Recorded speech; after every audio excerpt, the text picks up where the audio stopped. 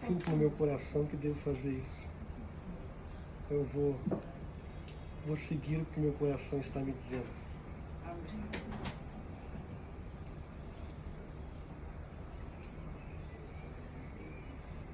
Só achar o texto aqui. Bíblia em celular. Pois é. Mais desafiador que em papel. Nós passamos agora há pouco pela via dolorosa. Eu não sei qual foi a impressão de vocês. Eu sou muito grato por estar aqui, por toda essa viagem que nós tivemos. Sou grato a Deus, sou grato ao Gustavo, né, que organizou essa viagem. Sou grato a tantas pessoas que ofertaram para minha esposa vir, também para nós, logo antes da viagem, durante. Experiências realmente inesquecíveis. Foi extraordinário visualizar os lugares em que as coisas aconteceram. Mas eu não sei qual foi a impressão que vocês tiveram quando nós pegamos a via dolorosa para vir até aqui. Havia comércio de ambos os lados. Então algo que deveria ser talvez santo ou separado, porque é isso que significa a palavra santo, de alguma maneira estava misturado ou contaminado com comércio, com dinheiro.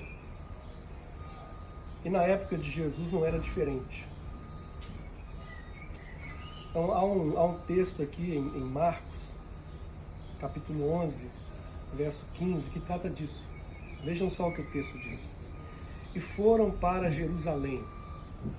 Quando Jesus entrou no templo, e aqui não é no templo mesmo, mas no complexo, começou a expulsar os que ali vendiam e compravam.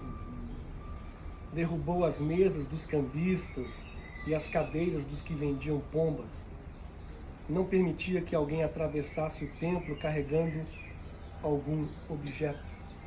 Então a impressão que nós temos é que naquela época o complexo do templo era algo um pouco semelhante ao que nós vimos aqui.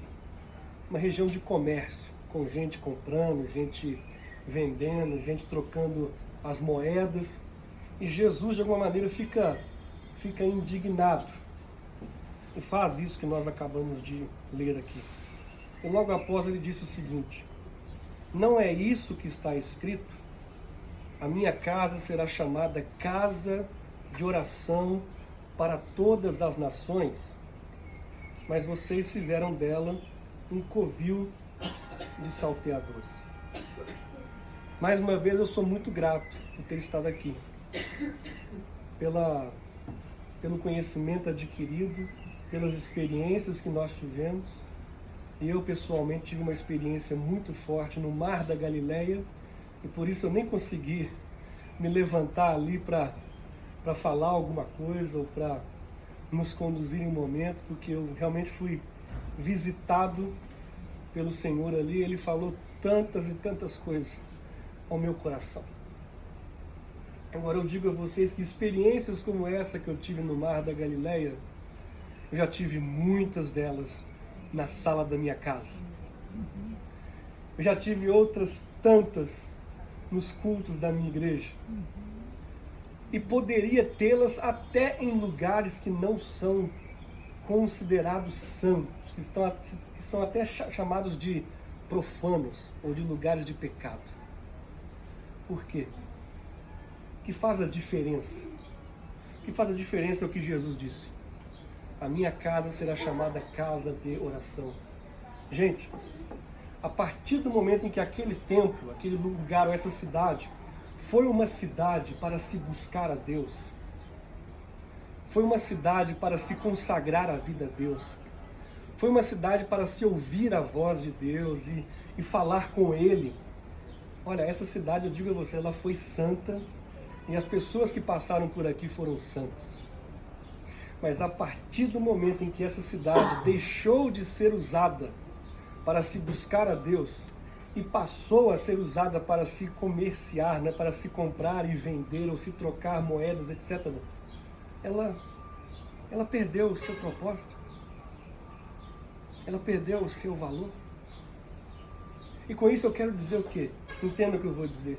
Nós podemos levar Jerusalém para a nossa casa. Nós podemos levar o templo de Deus para a nossa casa.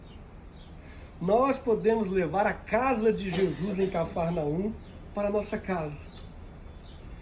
Não através de fotos ou de bugigangas, mas se nós fizermos de nossas casas lugares de oração.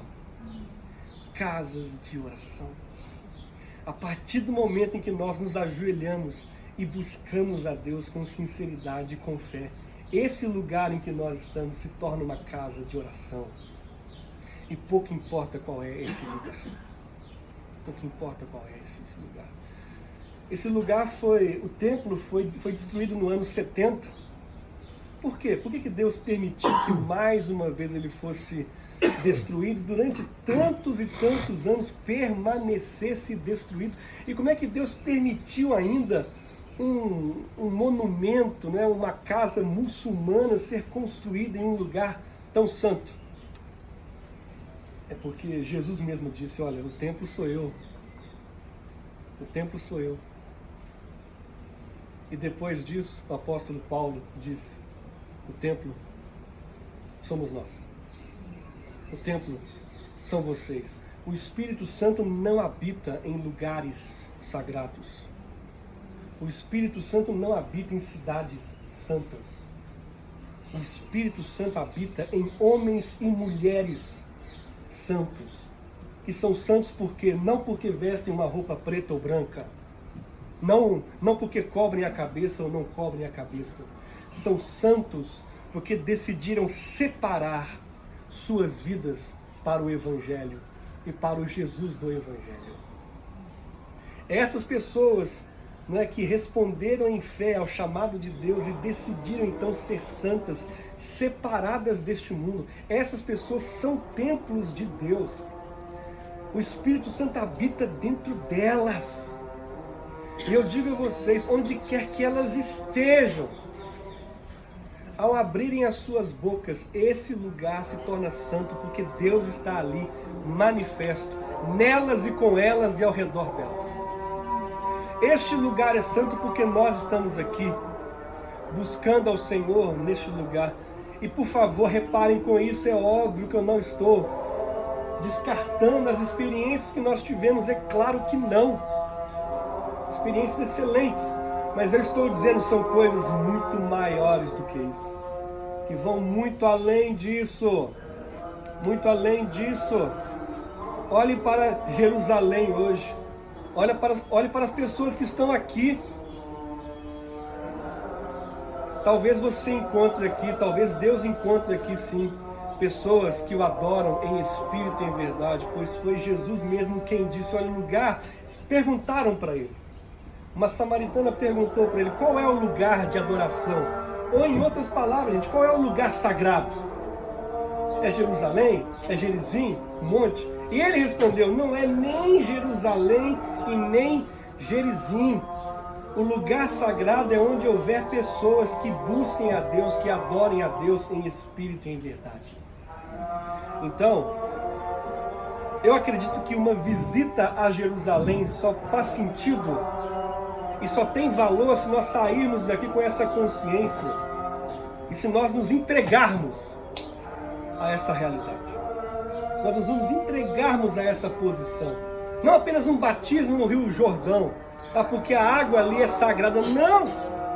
Um batismo porque o meu coração está pulando de fé por Jesus. É isso. E tendo dito isso, então, nós vamos para a ceia.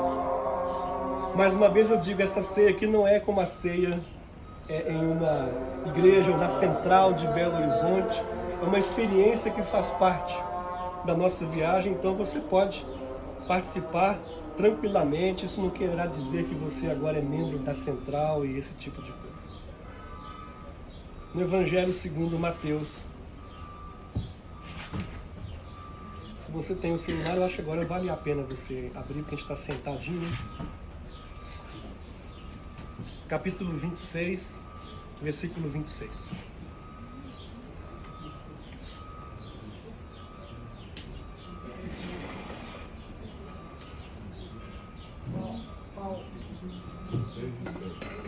Mateus 26, 26.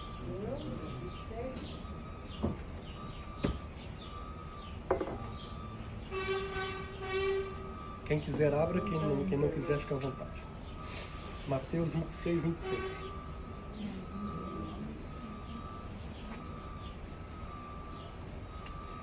Fala assim o texto: enquanto comiam. Então vejam que eles estavam em uma refeição. Eles não estavam em um culto, em algo religioso, vamos assim dizer. Eles estavam em uma refeição. Enquanto comiam, então estavam ali passando uma comida de um para o outro, uma mesa baixa,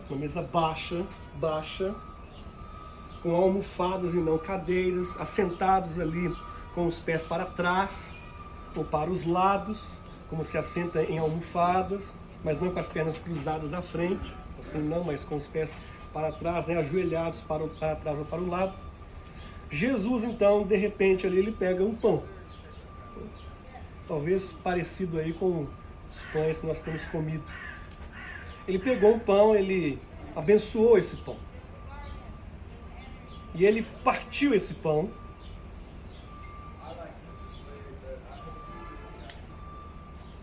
E foi dando aí aos discípulos, correto? E ele, ao fazer isso, ele disse: tomem e comam. Isto é o meu corpo. Nós, protestantes, não acreditamos que, ao dizer isso, o pão se transformou em corpo de Jesus. Mas nós acreditamos que o corpo, ele simbolizava, aliás, que o pão simbolizava o corpo de Jesus. Tomem, comam, isto é o meu corpo. Então, o pão ali foi distribuído, eles tomaram e comeram. A seguir, Jesus ele pegou um cálice, que eu até imagino que tenha sido maior do que esse daqui, um cálice talvez comunitário. Ele deu graças mais uma vez e o deu aos seus discípulos, né? Talvez fosse passando ali, cada um bebia um pouquinho, ou cada um pegava um pouquinho, né? A gente não sabe exatamente como. E ele disse: bebam todos dele, porque isto é o meu sangue, sangue da aliança derramado em favor de muitos para a remissão de pecados. E digo a vocês que desta hora em diante nunca mais beberei deste fruto da videira, até aquele dia em que beberei com vocês o vinho novo no reino de meu Pai. Sangue de Cristo. Você sabe qual é a importância do sangue de Jesus? Você realmente sabe por que Jesus morreu? Essa refeição cerimonial, ela celebra a morte de Jesus, sua ressurreição, porque sem a ressurreição a morte não teria valor, em nosso favor. Percebam o que eu acabei de dizer aqui agora. Sem a ressurreição a morte não teria valor. Então, se você acredita na morte, mas não na ressurreição, há problemas aí. Você precisa avançar um pouquinho nisso. Mas essa morte, né, esse corpo que foi furado e esse sangue que vazou, por que isso? Para entender isso, você precisa entender a palavra expiação. Sem compreender a palavra expiação, você não entenderá a cruz de Cristo. Alguém pode dizer para mim o que é expiação? Então eu vou ajudar vocês. No nosso dia a dia aí existe uma expressão chamada bode expiatório. Sim ou não? Sim, sim. Quem é o bode expiatório da sua empresa? Ou da sua família? Quem é? Que leva a culpa, né? O bode expiatório é aquela pessoa que leva a culpa. Mas normalmente o bode expiatório é alguém que não tem culpa. Às vezes assim, ele chegou atrasado, ele chegou depois que a coisa já aconteceu, todo mundo vira para ele e diz: Foi você. Seu bode expiatório. Expiação tem exatamente a ver com isso. Expiação é quando a culpa é removida. Então você, acreditando nisso ou não, todos nós somos culpados diante de Deus. Já nascemos assim. Não nos tornamos assim após o primeiro ato pecaminoso consciente, não. Já nascemos assim, culpados. Não pelo nosso pecado apenas, mas pelo pecado do primeiro homem e da primeira mulher, chamado pecado original, que se espalhou como o vírus da AIDS passa de mãe para filho, ou de pai para filhos, para todos os seres humanos. Já nascemos com culpa no cartório. E Cristo morre para remover a culpa de nós. Quem não tinha culpa, quem chegou, entre aspas, por último, leva a nossa culpa. Ele não tinha pecado. Nenhum crime contra ele foi apontado nos 3 julgamentos que ele sofreu. E ele disse: eu entrego a minha vida voluntariamente. E eu vou retomá-la de volta. Ele morre para expiar os nossos pecados. Se você tem consciência disso e crê nisso, você deveria sim tomar essa ceia nesta tarde. Então eu queria pedir ajuda aí, alguém? Por gentileza? Então, pode dar. Eu vou com o docinho, você vai.